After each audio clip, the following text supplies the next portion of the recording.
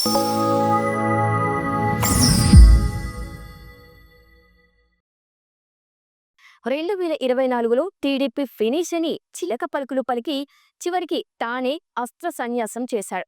రాజకీయ వృత్తి నుండి విరమించుకుంటూ చేసిన ట్వీట్లో చివరి లైన్ను మళ్లీ మళ్లీ చదువుకోవాలి. ఈ స్థాయికి తీసుకువెళ్లిన దంపతులకు సదా కృతజ్ఞుడిని అని నొక్కి చెప్పాడు. అది వ్యంగ్యంగా చెప్పాడని సాయిరెడ్డి ఆంచల నుండి వినిపిస్తున్న మాట.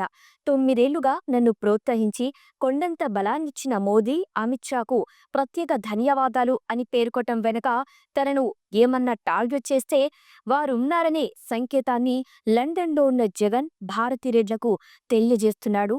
అన్యాపదేశంగాని భావిస్తున్నారు. తన సలహాలతో సర్వనాశనం చేసిన సజ్జను ఇంకా నమ్మి సంకరాగిపోతున్న వైకాపాలో ఉండటం అంటే అంతకన్నా దౌర్భాగ్యం, అవమానకరం లేదని, ఇంకా సహించి శేష జీవితాన్ని ప్రశాంతత లేకుండా చేసుకోవటమే అవుతుందని భావిస్తున్నట్టుగా కనిపిస్తుంది.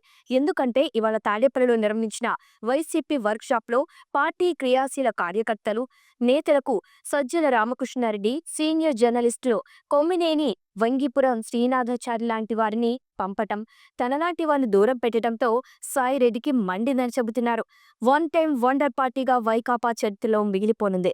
తన ఆఖరి పేజీ రాసుకుందని భావిస్తున్నారు రాజకీయ నాయకులు. రాజ్యసభలో మా బలం ఎంతుందని ఎన్నికల ఫలితాల తర్వాత బీజేపీకి గుర్తు చేసిన విజయసాయిరెడ్డి వారికి కూడా కృతజ్ఞతలు చెబుతూ ముందస్తుగా అస్త్ర సన్యాసం చేయటం లండన్లో ఉన్న దంపతులకు గుండెలదిరేలా చేసిందని సమాచారం.